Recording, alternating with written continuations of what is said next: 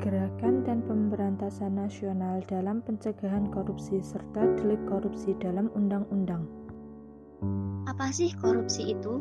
Korupsi ibarat penyakit kanker ganas yang sifatnya tidak hanya kronis tapi juga akut. Ia selalu menggerogoti perekonomian sebuah negara secara perlahan namun pasti. Kata gerakan dalam Kamus Besar Bahasa Indonesia memiliki dua arti, yaitu perbuatan atau keadaan bergerak dan pergerakan usaha atau kegiatan dalam lapangan sosial ataupun tindakan terencana yang dilakukan oleh suatu kelompok masyarakat disertai program terencana dan ditujukan pada suatu perubahan atau sebagai gerakan perlawanan untuk melestarikan pola-pola dan lembaga masyarakat yang ada. Sedangkan pencegahan dan pemberantasan korupsi adalah pencegahan berasal dari kata bahasa cegah. Kata pencegahan bila merujuk Kamus Besar Bahasa Indonesia adalah proses cara perbuatan mencegah, penengahan atau penolakan. Dan menurut Kamus Besar Bahasa Indonesia, arti kata pemberantasan adalah proses cara atau perbuatan memberantas. Menurut sudut pandang hukum, pencegahan adalah suatu proses cara tidak mencegah atau tindakan menahan agar sesuatu yang tidak terjadi.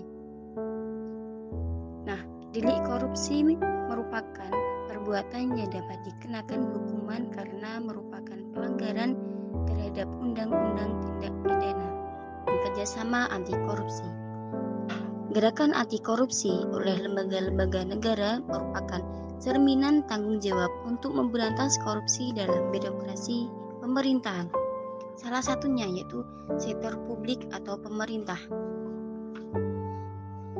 Gerakan Indonesia Melayani atau GIM. Instruksi Presiden nomor 12 tahun 2016 menyatakan bahwa peningkatan kapasitas sumber daya manusia aparatur sipil negara. 2. Sektor swasta dan BUMN. Sektor swasta dan BUMN rentan terlibat dalam tindak pidana kasus korupsi. Yang ketiga, gerakan dan kerjasama masyarakat. Salah satunya yaitu Lembaga Pendidikan dan Pusat Studi Anti Korupsi. 2. Lembaga Swadaya Masyarakat Anti Korupsi atau LSM. 3. Komunitas-komunitas anti korupsi. 2. Pencegahan dan pemberantasan korupsi. Ada banyak upaya serta strategi dalam pencegahan dan pemberantasan korupsi, yaitu 1.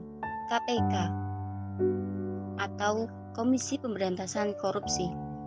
2. Pembentukan lembaga anti korupsi. 3. Pencegahan korupsi di sektor publik. 4. Pencegahan sosial dan pemberdayaan masyarakat. 5. Pengembangan dan pembuatan berbagai instrumen hukum yang mendukung pencegahan dan pemberantasan korupsi.